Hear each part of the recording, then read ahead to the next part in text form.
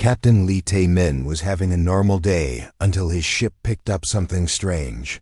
The exploration vessel Bright Star was 3 weeks into mapping new trade routes when the communications array started beeping with an unusual signal. It was weak and broken, but definitely artificial. Park Da-hai looked up from her station with confusion written all over her face. She was the best communications officer in the Human Exploration Corps, and she had never heard anything like this before. The signal was old, really old, and it kept repeating the same message over and over. "Sir, you need to hear this," she called to Captain Lee. "The signal is coming from the Velo system. Nobody goes there anymore. It's marked as worthless in all the galactic databases." Lee walked over to her station and put on the headphones. The message was in a language the ship's computer could barely translate. It was asking for help. The same plea for assistance had been broadcasting for over 200 years, without anyone answering. "What kind of beings are sending this?" Park asked as she tried to clean up the signal quality. Her fingers moved quickly across the control panel, but the message remained filled with static and interference. The computer identified them as Kolori, sir. They were once part of a larger civilization, but their records show they got cut off when their sun started dying. The major galactic powers all received their requests for help, but nobody responded. Lee felt anger building in his chest. This was exactly the kind of thing that made him sick about galactic politics. The big civilizations like the Zephyrians and Nexari only cared about profit and power. When smaller species needed help, they were left to die alone. Commander Kim Hae-won approached the captain with concern on his face. "Sir, we gotta have permission from Earth Command to make first contact.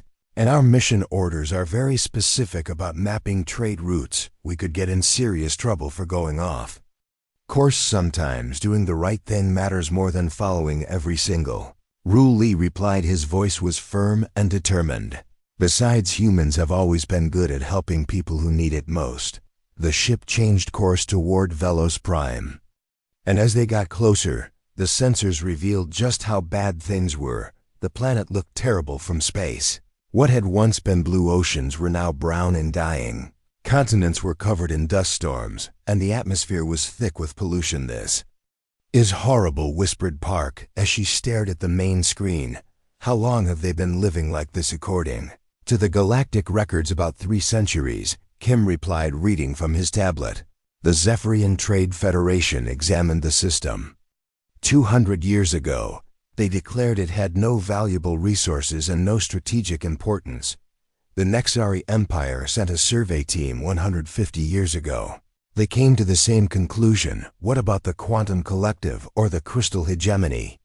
Lee asked. "The Quantum Collective said helping dying civilizations was inefficient use of resources. The Crystal Hegemony claimed they were too busy with territorial expansion to waste time on charity cases." Lee shook his head in disgust. Every major power in the galaxy had the ability to help these people, but they all chose to let them die instead. It was exactly the kind of cold calculation that made him proud to be human. Humans might not be the richest or most powerful species, but they still remembered what it meant to care about others. The landing shuttle broke through Velos Prime's atmosphere, and the crew could see the full extent of the environmental disaster. Great cities lay in ruins, covered by centuries of dust and decay.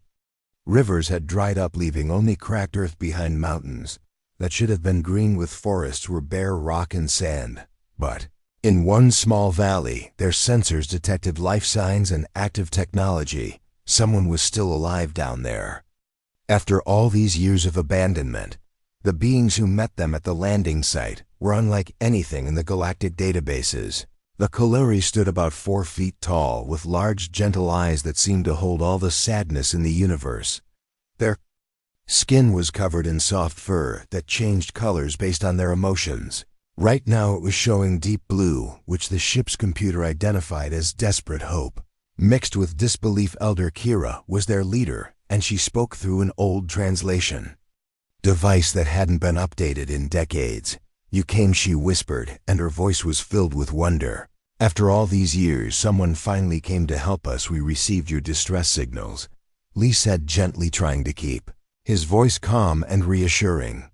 "How many of your people are still alive?" "Only 12,000, Kira replied, and her fur shifted to a darker shade of blue. "We were once millions spread across this entire world, but when our sun started dying, everything changed. The radiation killed our crops, the oceans turned poisonous, the air became hard to breathe. We moved underground to survive, but our life support systems are failing." Park scanned the area with her equipment, and her readings confirmed what Elder Kira was saying. "Sir, their technology is actually quite advanced in some areas. They have created amazing efficiency with very limited resources, but they never developed space travel because they were naturally peaceful and never needed to leave their world. Why didn't the other civilizations help you?" Lee asked Elder Kira directly. He needed to hear the truth from someone who had lived through the abandonment eras. Fur shifted to a sad gray color that made everyone on the human team feel heartbroken. "They said we had nothing to offer in return," she explained. "No rare minerals that they wanted, no strategic location for military bases, no weapons or soldiers to help with their wars. The Zephyrian ambassador told us very clearly that resources should go to civilizations that could contribute to galactic prosperity." "What about the others?" Kim asked. "The Nexari said helping us would set a bad precedent.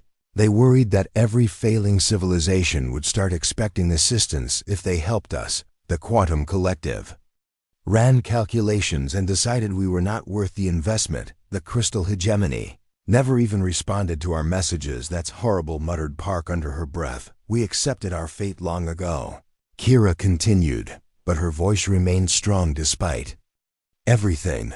"We knew we were going to die here on this poisoned world, but we kept sending the signals anyway, hoping that maybe someone somewhere would care about life itself rather than profit or power." Lee made a decision that would change the course of galactic history. "Elder Kira, I am Captain Lee Tae-min of the Human Exploration Corps. I cannot promise you salvation right now, but I can promise you this much.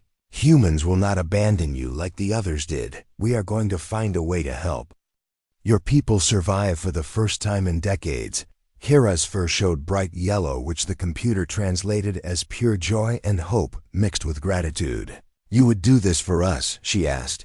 "Even though we have nothing valuable to give you in return sometimes. The most important things we do are the ones where we expect nothing back," Lee said. "That is what makes us human. We help because helping is right, not because helping is profitable." The other Kalari, who had gathered around, began showing the same yellow coloring, and some of them started crying tears of relief. After 2 centuries of being ignored by every major power in the galaxy, someone had finally answered their call for help. Elder Kira stepped forward and placed her small furry hand on Lee's arm. "Captain Lee Tae-min," she said formally, "on behalf of all Kalari everywhere, I thank you for giving us hope when we had given up on hope. We will never forget this moment." Lee looked around at his crew and saw the same determination in their eyes that he felt in his heart. "We need to contact Earth Command immediately," he said. "This is bigger than just one rescue mission. This is about what kind of galaxy we want to live in." As the human team prepared to return to their ship to begin planning the rescue operation, Elder Kira watched them with wonder in her large eyes. She had lived through the rejection of every major galactic power. She had watched her people slowly die while the universe ignored their suffering. But now finally someone cared enough to try. The Kalari would be saved and the galaxy would never be the same again. The emergency meeting on Earth was unlike anything the government had seen in years. Admiral Cho Young-woo read Captain Lee's report 3 times before he could believe what he was seeing. 12,000 innocent beings left to die while the most powerful civilizations in the galaxy counted their money and ignored the suffering. "This is outrageous," he said, slamming his fist on the conference table. "How can they just abandon an entire species like that?"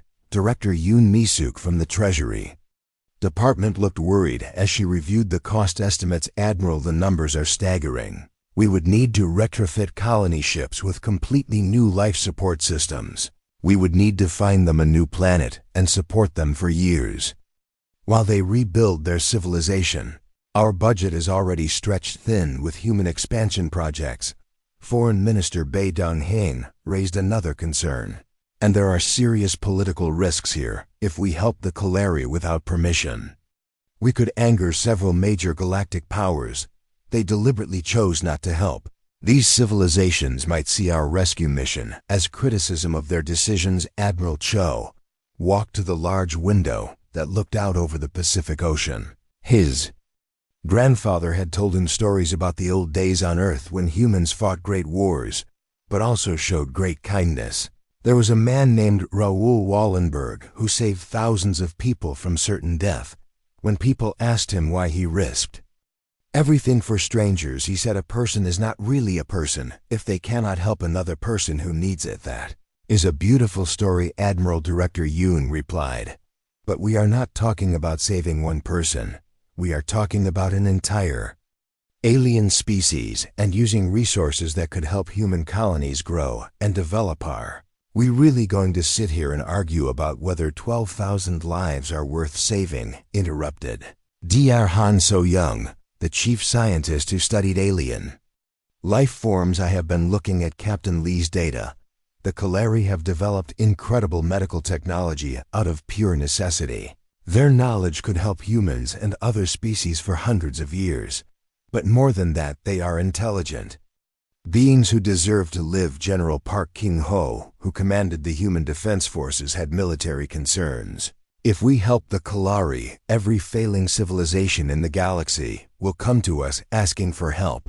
We could become the galaxy's rescue service, using up all our resources and making enemies of the major powers who want us to mind our own business. Maybe that is exactly what the galaxy needs. Admiral Cho said quietly, someone who cares more about doing what is right than doing what is profitable or politically safe. The debate went on for hours with people arguing about money and politics and what other civilizations might think. Finally, President Kim De-young called for everyone to be quiet. I have been listening to all of your concerns, and I understand them, but I keep thinking about one simple question. What kind of people do we want to be? She stood up and looked around the room at all the important officials. Every major power in this galaxy had the resources to help the Kalari. They all chose not to because there was no immediate profit. Is that the kind of civilization we want to become? One that only helps when there is money to be made. The risks are very real. Madam President Minister Bai warned we could face economic punishment, military pressure, or complete isolation from galactic politics.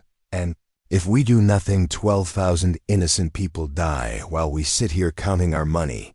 President Kim shot back, I have made my decision. We are launching Operation Lifeline immediately. Within 24 hours, the largest humanitarian mission in human history was moving the colony ship. Soul Hope was taken apart and rebuilt with emergency life support systems. The medical ship Bizen Mercy was loaded with supplies and equipment. Scientists worked day and night to create temporary living spaces that could keep the Kalari alive during the long journey to safety. Captain Oh Min-jun was chosen to command the Soul Hope, and he spoke to his crew before they left Earth. We are not just saving the Kalari, he told them. We are showing the entire galaxy what humanity stands for. When others see profit or politics, we see people who need help. When others calculate costs and benefits, we calculate right and wrong. The mission faced problems immediately. The Zephyrian Trade Federation sent an angry message to Earth claiming that human interference in natural galactic processes was completely unwelcome. The Nexari Empire issued a warning that helping unproductive civilizations would damage the galactic economy and create instability. Let them complain, Admiral Cho told the news reporters. History will judge who was right. Those who had the power to help and chose not to, or those who helped because it was the right thing to do. The human fleet was massive, compared to anything Earth had sent into space before. 3 colony ships, 2 medical vessels, and a light military escort to protect them from pirates. The ships were loaded with everything the Kalari might need: food, water, medical supplies, temporary shelters, and most importantly, hope. As the fleet traveled toward Velos Prime, Captain O received regular updates from Captain Lee, who was still on the planet's surface. The situation was getting worse every day. The Kalari underground shelters were failing faster than expected, and their sun was becoming more unstable. We have maybe 2 weeks before this entire system becomes completely uninhabitable, Captain Lee reported. The electromagnetic storms are getting stronger, and the radiation levels are rising. We need to move fast. Dr. Shin Yoon-ji, the fleet's chief medical officer, was working with Kalari healers to understand their biology. Their metabolism is completely different from humans. She explained to her team, what is safe for us could kill them, and what they need to survive might be poisonous to us. We have to create completely separate life support systems for them. Can it be done in 2 weeks? Captain O asked. It has to be, Dr. Shin replied, because the alternative is watching them all die. Meanwhile, back on Earth, the political situation was getting complicated. The Zephyrian ambassador demanded a meeting with President Kim and made it clear that economic cooperation between their civilizations would suffer if humans continued with the rescue mission. We have trade agreements worth billions of credits, the ambassador said coldly. Your rescue mission threatens the stability that makes galactic commerce possible. President Kim listened politely, then gave her response. Ambassador, we appreciate our trade relationship with your people, but we will not abandon innocent lives to protect our profit margins. If you choose to end our economic cooperation because we saved people you chose to let die, then history will remember who made that choice. The Nexari Empire sent a battlecruiser to monitor the human fleet, claiming they needed to ensure galactic security was maintained. But Captain O knew they were really there to intimidate the humans and possibly stop the rescue if they decided it was too dangerous to their interests. Human crews worked around the clock as they approached Velos Prime. Engineers modified cargo bays into temporary homes. Medical teams developed new life support systems. Supply officers calculated how much food and water 12,000 aliens would need during a journey that could take months. Nobody complained about the long hours or the dangerous conditions. Everyone understood. They were part of something bigger than themselves. They were proving that humanity would not stand by and watch innocent people die. When they had the power to help, Elder Kira sent a message to the approaching human fleet that brought tears to many eyes. We have spent 2 centuries believing we were alone in a cold universe, she said. Now we know that somewhere among the stars there are people who care about strangers. We will never forget your kindness, and we will spend the rest of our lives trying to be worthy of your sacrifice. As the human ships entered the Velos system, they could see that time was running out. The star was pulsing irregularly, and the planet was being bombarded with deadly radiation. But they also saw something that filled them with determination. The Kalari had prepared everything they could for evacuation and were ready to trust their lives to these strange beings called humans. The rescue was about to begin, and the galaxy was watching. The human fleet arrived at Velos Prime to find the situation much worse than anyone had expected. The dying star was throwing out deadly radiation in wild bursts that made working on the planet's surface extremely dangerous. Commander Nan Ju-hyuk looked at his scanner readings and shook his head grimly. Captain, we have 2 weeks at most before this system becomes completely deadly, he reported to Captain O. The electromagnetic storms are getting stronger every hour, and the radiation levels are climbing fast. Captain O coordinated the rescue from the Sole Hope, while Captain Lee led the teams on the ground. The Kalari had done everything they could to prepare, but their underground shelters were falling apart. Their air recycling systems were running on backup power, and their water purification equipment was breaking down. We need to move faster than we planned. Captain Lee reported over the radio, their life support is failing, and we cannot wait for perfect conditions. The first major problem was medical. Dr. Shin Yoon-ji worked day and night with Kalari healers to figure out how to keep them alive during transport. Their bodies work completely differently from humans. She explained to her exhausted medical team what helps us breathe could poison them, and what they need to survive might kill us. We have to build separate life support systems for everything. And Evan, we do it in time, Captain O asked during one of their emergency meetings. We have to, Dr. Shin replied with determination. Because if we fail, they all die. The human crews worked in shifts around the clock. Engineers tore apart cargo bays and rebuilt them into temporary homes. Medical teams created new air and water systems. Supply officers figured out what foods the Kaluri could eat without getting sick. Nobody slept more than a few hours at a time. But the biggest danger came from space. A Zephyrian battlecruiser called the Golden Prophet appeared at the edge of the system. Its commander, War Admiral Zexstar, sent a threatening message to the human fleet. Human vessels, you are interfering with the natural order. The Kalari civilization has failed to adapt and contribute to galactic progress. Your interference disrupts the economic balance that keeps our galaxy stable. Withdraw immediately or face the consequences. Captain O called his senior officers together for an emergency meeting. They have one heavy battlecruiser, he said, looking at the tactical display. We have 3 colony ships, 2 medical vessels, and 1 light escort. In a straight fight, we would lose badly. Are they really going to attack a rescue mission? Asked Commander Kim Soo-jin, who handled ship combat. Zephyrians care more about profit than anything else, replied Lieutenant Park Bo-young, who studied alien cultures. To them, we are not just saving the Kalari. We are challenging everything they believe in. If we succeed, other species might start expecting help instead of accepting abandonment. Captain O made a decision that surprised everyone.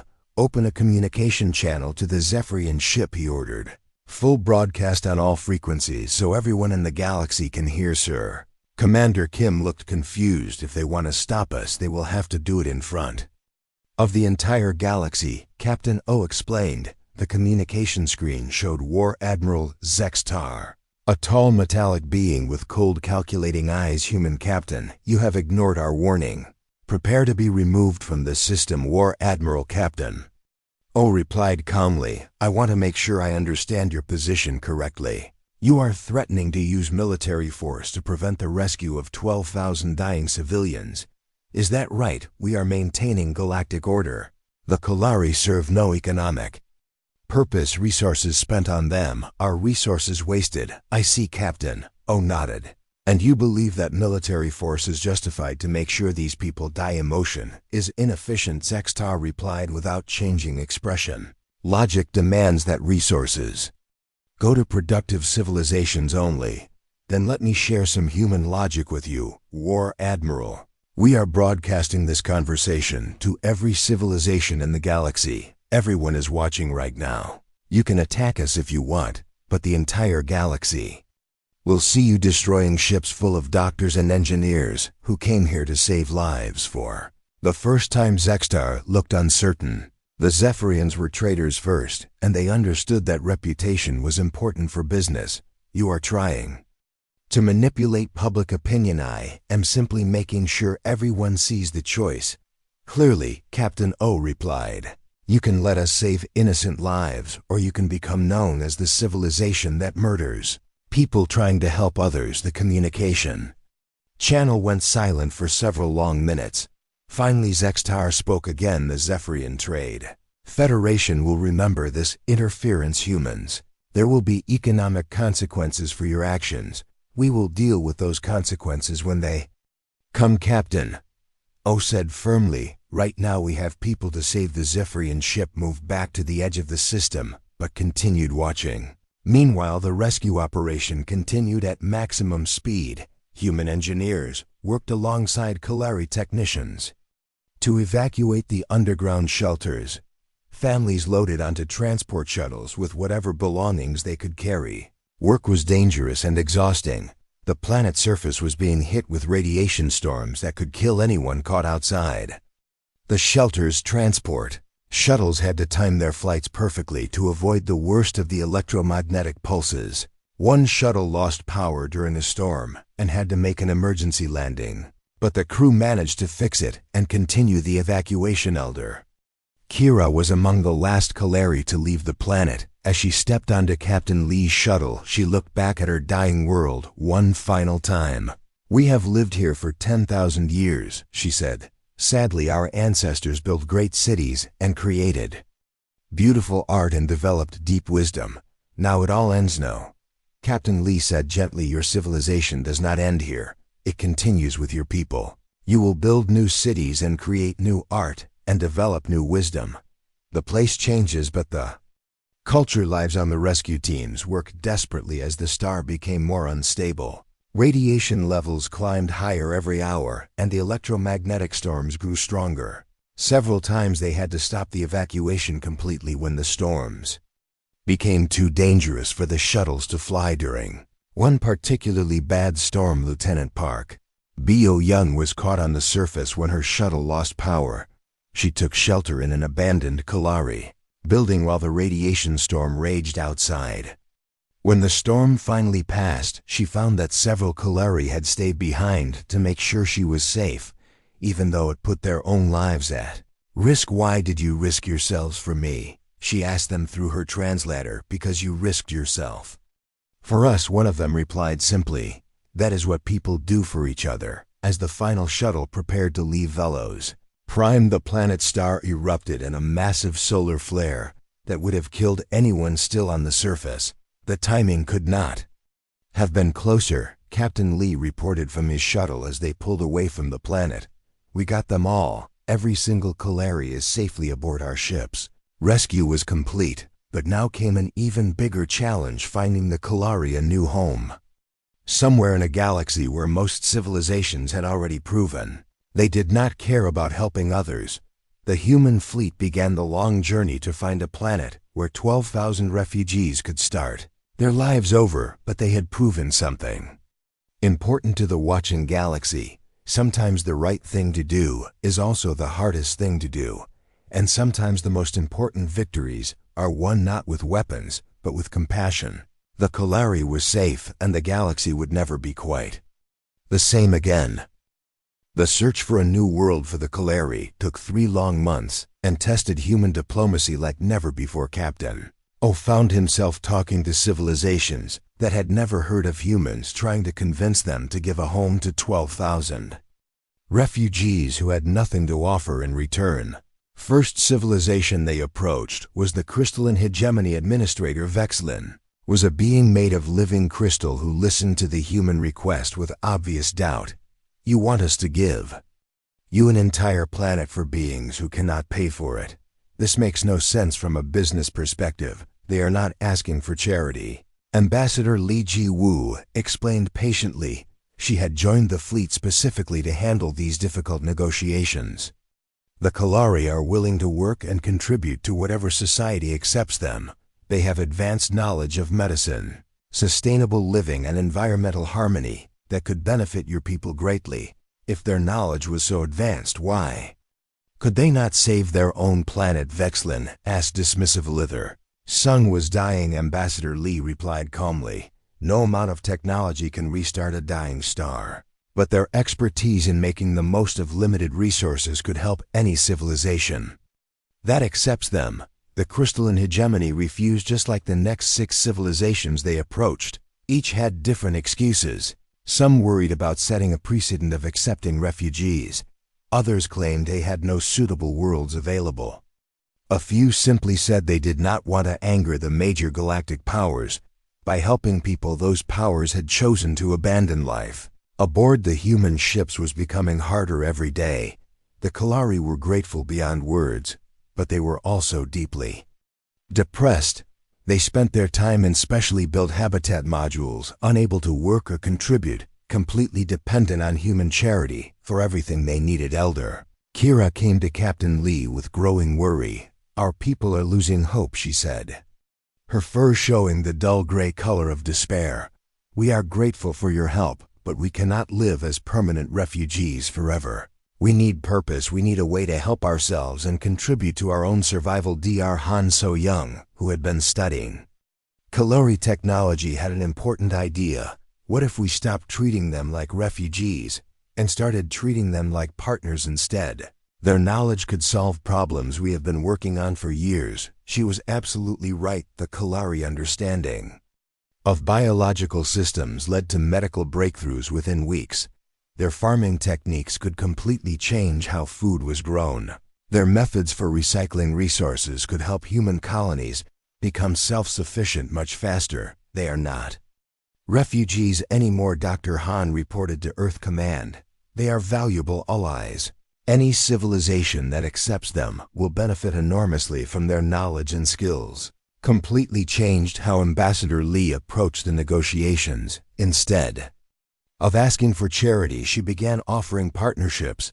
The breakthrough came when they encountered the Verdant Alliance, a group of agricultural worlds that cared more about environmental harmony than pure profit. Council Speaker Nara was a plant-like being who communicated through chemical signals translated by computers. She was immediately interested when she heard about Kalari abilities. You say these people can help our worlds produce more food while using fewer resources, much more than that. Ambassador Lee replied enthusiastically. They can teach sustainable living techniques that will benefit your people for generations.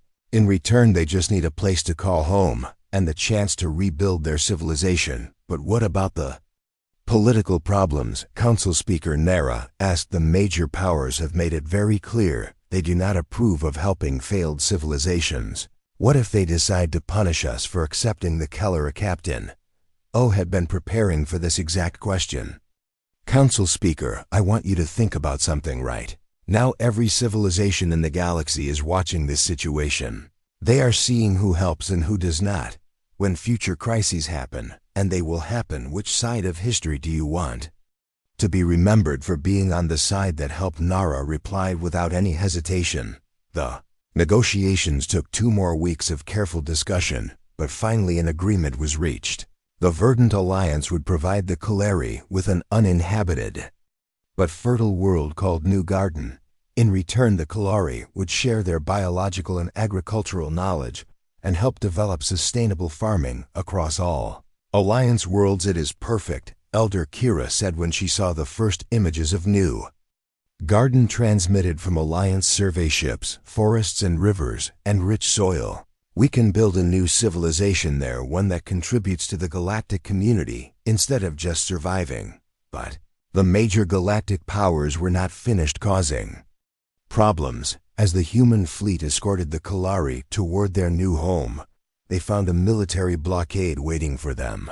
6 heavy warships from different civilizations had formed an alliance to stop what they called dangerous precedent setting. Admiral Zextar's voice came over the communication system again.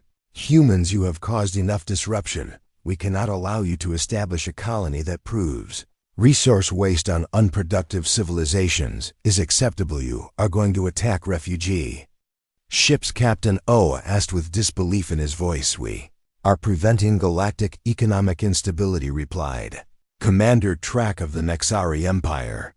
If the Kalori are allowed to succeed, every failing civilization will expect similar help. This threatens the natural order where the strong abandon the weak to die. Captain O shot back.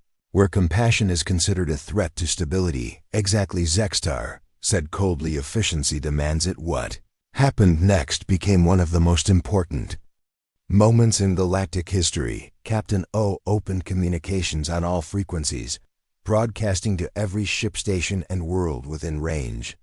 This is Captain O Min Jun of the Human Rescue Fleet. To all listening civilizations, we are 30 minutes away from a world where 12,000 refugees can start new lives. 6 warships are threatening to attack us. To prevent this from happening, I want everyone to see this choice clearly. We can live in a galaxy where helping others is rewarded, or one where compassion is punished. The choice is yours. The response was immediate and overwhelming. Ships began arriving from dozens of different civilizations, not warships but civilian vessels, cargo haulers, passenger liners, medical ships, and even some government vessels from smaller worlds. Within hours, over 200 ships had formed a protective wall around the human and Kalori vessels. This is Captain Mordian of the Free Trader Stellar Wind. Came one transmission. Any ship that wants to attack refugees will have to go through us first. More voices joined in from across the galaxy. This is the medical ship. Healing light from the Pacifica Commonwealth. We stand with the humans and Kalari. This is the cargo vessel New Horizons. Nobody threatens rescue workers while we are watching, Admiral. Zexstar found himself facing not just the human fleet, but a spontaneous alliance of hundreds of ships from dozens of civilizations. The political math had changed completely. This is not over humans, he warned before ordering his blockade fleet to retreat. As New Garden grew larger on their screens, Elder Kira stood beside Captain Lee on the bridge of the soul. Hope, how do we ever thank you for this? She asked. You do not need to thank us, Captain Lee replied. You just need to build something beautiful here.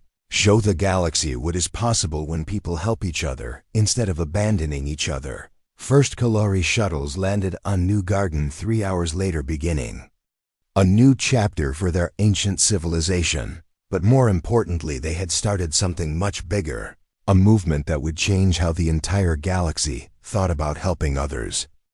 6 months after the Kalari settled on New Garden, the entire galaxy had changed in ways nobody could have predicted. Ambassador Lee Ji-woo stood before the Galactic Council for the first time, representing not just humanity, but what was now called the Compassion Alliance, a growing group of civilizations committed to helping each other instead of competing. Results speak for themselves, she told the assembled delegates. New Garden is already producing surplus food that feeds 3 other worlds. Kalari medical technology has cured the plague on Zerion Prime. Their sustainable living methods are being used by dozens of civilizations. This is what happens when we choose to help instead of abandon. The major powers were not happy about these changes. Zephyrian Trade Representative Kekstar slammed his metallic fist on his table. These humans have destroyed galactic economic stability. Suddenly, every civilization expects help during crises.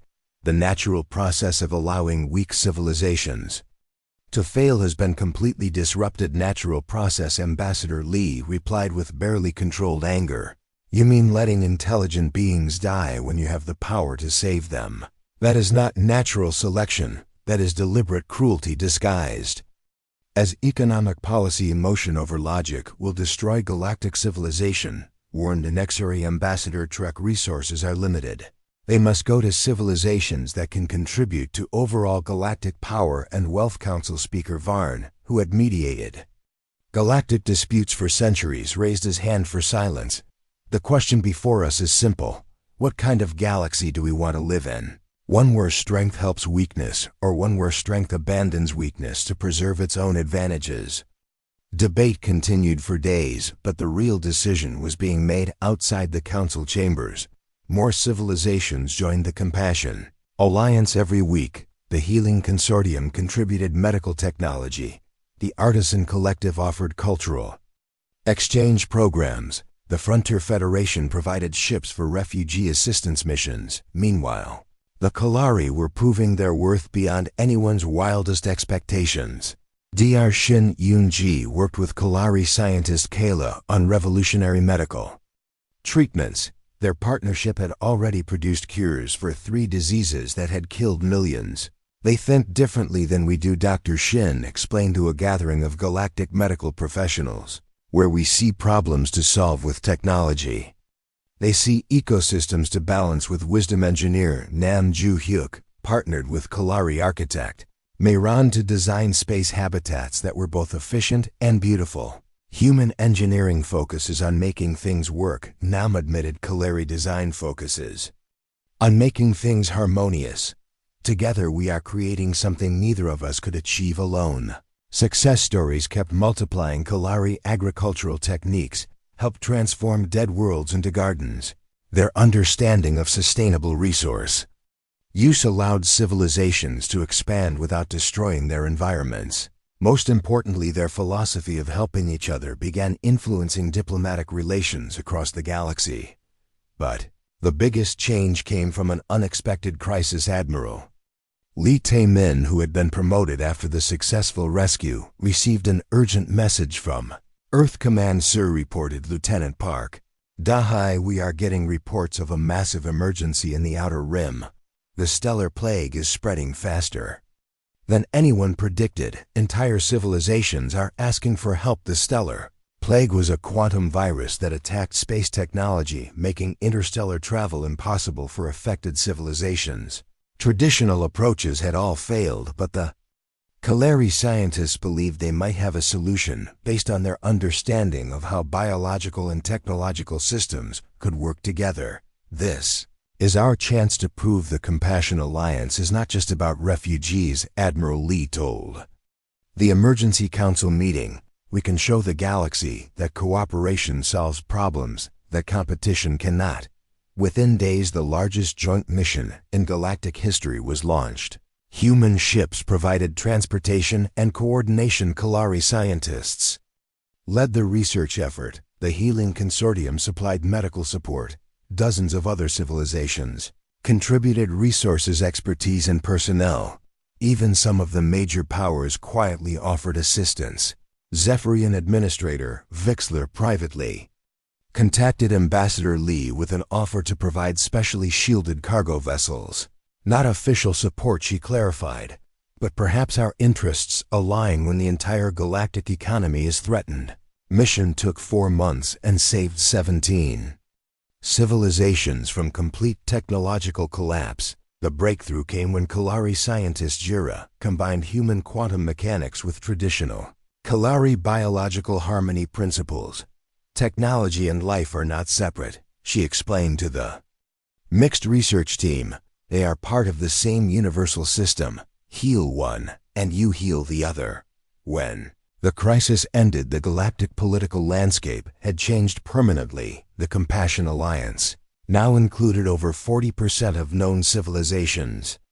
The major powers still controlled more resources, but they no longer controlled the moral high ground. We are not trying to replace the old order with force, Ambassador Lee told the Galactic Council in what would be her most famous speech. We are simply offering an alternative, a galaxy where civilizations help each other grow instead of competing to destroy each other, where resources are shared to solve problems instead of hoarded to maintain advantages.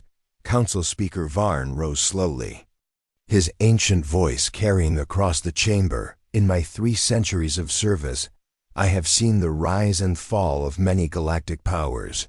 Some ruled through fear, others through economic control.